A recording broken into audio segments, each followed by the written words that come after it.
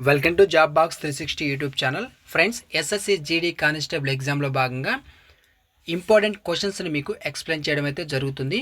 గత SSC MTS ఎగ్జామ్లో మనకి లేటెస్ట్గా ఏ టాపిక్స్ మీద అడిగారు, అదేవిధంగా మరో కొన్ని ఎక్స్పెక్టెడ్ టాపిక్స్ని కలిపి మీకు ఆల్ టాపిక్స్ని కలిపి ఇంపార్టెంట్ క్వశ్చన్స్ని మీకు అందించడం అయితే జరుగుతుందన్నమాట.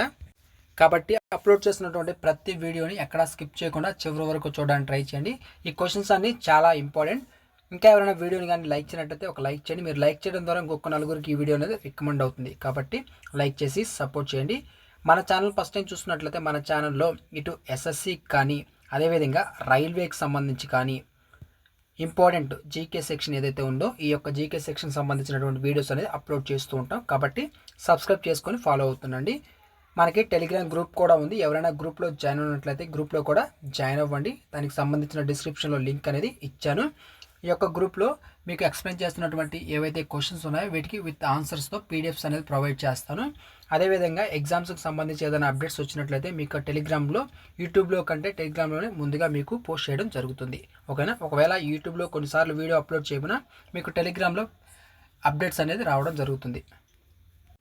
ఇక క్వశ్చన్ చూసినట్లయితే భారతదేశంలో పంచాయతీరాజ్ వ్యవస్థను అమలు చేసినటువంటి మొదటి రాష్ట్రం ఏది అని అడిగితే మనకి రాజస్థాన్ రాష్ట్రం అవుతుంది. ఏంటి? రాజస్థాన్ రాష్ట్రం నాగౌర్ జిల్లాలో 1959 సంవత్సరం అక్టోబర్ 2న అమలు చేయడం జరిగిందనమాట పంచాయతీరాజ్ వ్యవస్థని. క్షత్రియ శాస్త్రీయ నృత్యాన్ని క్షత్రియ శాస్త్రీయ నృత్య రూపాన్ని అస్సాంకు చెందినటువంటి ఏ గొప్ప వ్యక్తి పరిచయం చేయడం జరిగింది అంటే శంకర్ దేవ్. ఎవరు? శంకర్ దేవ్ మనకి పరిచయం చేయడం జరిగింది. భారతీయ కళా సందర్భంలో పట్టచిత్ర చిత్రలేఖనాలు సాంప్రదాయకంగా ఏ రాష్ట్రానికి సంబంధించినవి అంటే మనకి ఒడిస్సా రాష్ట్రానికి సంబంధించినవి. రాష్ట్రంలో రాష్ట్రపతి పాలన విధించడానికి రాష్ట్రపతికి ఏ రాజ్యాంగ అధికారం ఇస్తుంది అంటే ఆర్టికల్ ఏంటి అంటే ఆర్టికల్ 356 356 ఆర్టికల్ అనమాట. ఉసద్ అమ్జద్ అలీ ఖాన్ ఏ వాయిద్యంలో ప్రపంచ ప్రసిద్ధి చెందినటువంటి విద్వాంసుడు అంటే మనకి సరోదులో ఈయన ప్రసిద్ధి చెందినటువంటి విద్వాంసుడు అనమాట.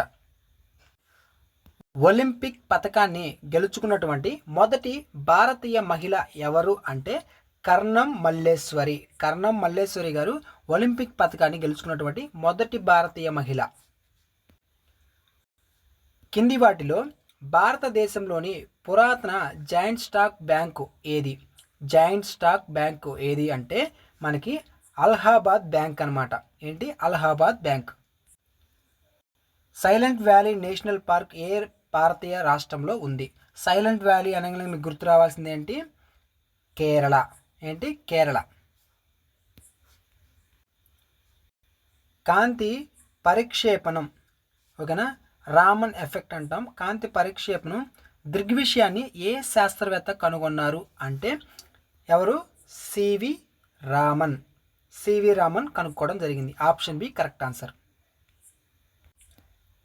ఆసియాలోని అతిపెద్ద ఎడారుల్లో ఒకటైనటువంటి గోబీ ఎడారి ఏ 2 దేశాల్లో విస్తరించి ఉంది? గోబీ ఎడారి అనేది ఏ 2 దేశాల్లో విస్తరించి ఉందంటే మనకి ఆన్సర్ వచ్చేసరికి చైనా మరియు మంగోలియా. ఏంటి? Option A China and Mongolia. భారతదేశంలో ఏ వైస్రాయ్ని స్థానిక స్వపరిపాలన పితామహుడు అని పిలవడం జరుగుతుంది భారతదేశంలో? ఎవరినంటే లార్డ్ రిప్పన్. ఎవరు? లార్డ్ రిప్పన్ని మనకి స్థానిక స్వపరిపాలన పితామహుడు అని పిలుస్తారు. నాదుతుల్లా కనుమ భారతదేశాన్ని ఏ పొరుగు దేశంతో కలుపుతుంది అంటే మనకి చైనాతో కలుపుతుంది. ఏ దేశం? చైనాతో కలపడం జరుగుతుంది. ఏంటది? నాతులా కనుమ భారతదేశాన్ని ఏ పొరుగు దేశంతో కలుపుతుందంటే చైనా. భారత్ జాతీయ కాంగ్రెస్ ఏ సమావేశంలో మితవాదులు మరియు అతివాదులుగా విడిపోయింది అంటే 1907 సూరత్ 1907 సూరత్ సమావేశంలో మితవాదులు మరియు అతివాదులుగా విడిపోవడం జరిగింది. మొత్తం వైశాల్యం పరంగా ప్రపంచంలో భారతదేశం ఎన్నో స్థానంలో ఉంది అంటే 7వ స్థానంలో ఉంది. ఓకేనా, 7వ స్థానంలో ఉంది. వైశాల్యం పరంగా.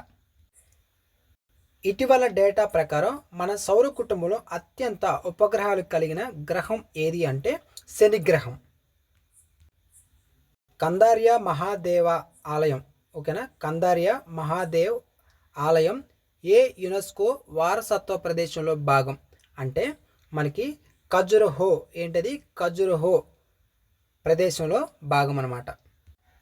భారతదేశం మరియు చైనాను వేరు చేసే సరిహద్దు రేఖ ఏది అని అడిగితే మెక్మోహన్ లైన్ అనేది ఇటు భారత్కి అటు చైనాకి వేరు చేసేటటువంటి సరిహద్దు రేఖ. భారత ఆర్థిక సంఘం ఓకేనా మొదటి అధ్యక్షుడు ఎవరు? భారతీయ ఆర్థిక సంఘం మొదటి అధ్యక్షుడు వచ్చేసరికి కేసీ నియోగి.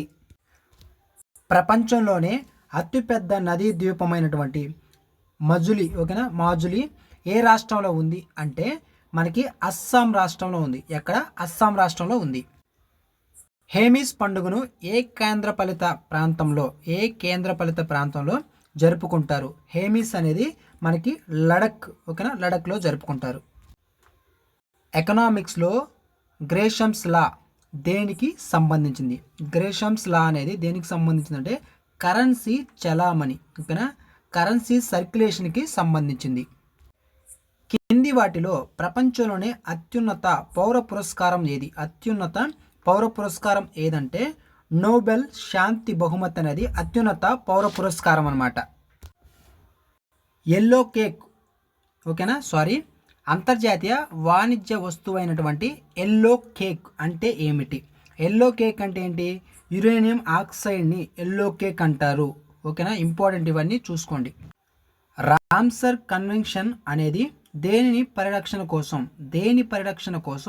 కుదుర్చుకున్నటువంటి అంతర్జాతీయ ఒప్పందం అంటే ఓకేనా. రామ్సర్ కన్వెన్షన్ అనేది దేని పరిరక్షణ కోసం కుదుర్చుకున్నటువంటి అంతర్జాతీయ ఒప్పందం. చిత్తడి నేలలు ఏవైతే ఉన్నాయో వీటి యొక్క పరిరక్షణ కోసం కుదుర్చుకున్నటువంటి అంతర్జాతీయ ఒప్పందం. మనకి అగ్గిపెట్టెలు ఉంటాయి కదా, ఈ యొక్క అగ్గిపెట్టెలకు సంబంధించి అగ్గి పుల్లల తయారీలో ఏ మూలకాన్ని ఉపయోగిస్తారంటే మనకి ఎరుపు భాస్వరం అనేది ఉపయోగించడం జరుగుతుంది. రెడ్ ఫాస్ఫరస్ అనేది మనకి అగ్గి పుల్లలో ఉపయోగిస్తారు. గ్రామీ అవార్డును గెలుచుకున్నటువంటి మొదటి భారతీయుడు ఎవరు అంటే పండిట్ రవిశంకర్ మనకి గ్రామీ అవార్డు గెలుచుకున్నటువంటి మొదటి భారతీయుడు. అంతర్జాతీయ వాణిజ్యంలో డంపింగ్ అంటే ఏమిటి? డంపింగ్ అంటే మనకి ఉత్పత్తి వ్యయం కంటే తక్కువ ధర విదేశాల్లో అమ్మడం. ఓకేనా, ఉత్పత్తి వ్యయం కంటే తక్కువ ధరకి విదేశాల్లో అమ్మడం అనేది డంపింగ్ అనమాట. ప్రపంచంలోనే ఏకైక తేలియాడే పార్క్ అయినటువంటి కేబుల్ లాంజావో నేషనల్ పార్క్ ఏ సరస్సు మీద ఉంది అంటే మనకి లోక్టక్ సరస్సు. ఓకేనా, ఆప్షన్ సి కరెక్ట్ ఆన్సర్. పట్టణ స్థానిక సంస్థలకు ఎన్నికలు నిర్వహించడానికి ఏ రాజ్యాంగ సంస్థ బాధ్యతలు వహిస్తుంది అంటే రాష్ట్ర ఎన్నికల సంఘం అనేది బాధ్యతలు వహించడం జరుగుతుంది. శాతవాహన వంశ స్థాపకుడు ఎవరు అంటే శ్రీముఖుడు. శ్రీముఖుడు శాతవాహన వంశం ఏదైతే ఉందో ఈ యొక్క వంశానికి స్థాపకుడు అనమాట. సో ఇది ఫ్రెండ్స్, ఇవన్నీ ఇంపార్టెంట్ క్వశ్చన్స్. 1-2 సార్లు అయితే చూసుకోండి. ఈ వీడియోని లైక్ చేయనట్లయితే ఒక లైక్ చేయండి. మన ఛానల్ ఫస్ట్ టైం చూస్తున్నట్లయితే సబ్స్క్రైబ్ చేసుకొని ఫాలో అవుతుండండి. డిస్క్రిప్షన్లో టెలిగ్రామ్ గ్రూప్ లింక్ ఇచ్చాను. ఎవరైనా గ్రూప్లో జాయిన్ అయినట్లయితే జాయిన్ అవ్వండి. ఈ యొక్క పీడిఎఫ్స్కి సంబంధించి ఎగ్జామ్స్కి సంబంధించినటువంటి అప్డేట్స్ అక్కడ కూడా మీకు వెంటనే తెలియజేయడం జరుగుతుంది.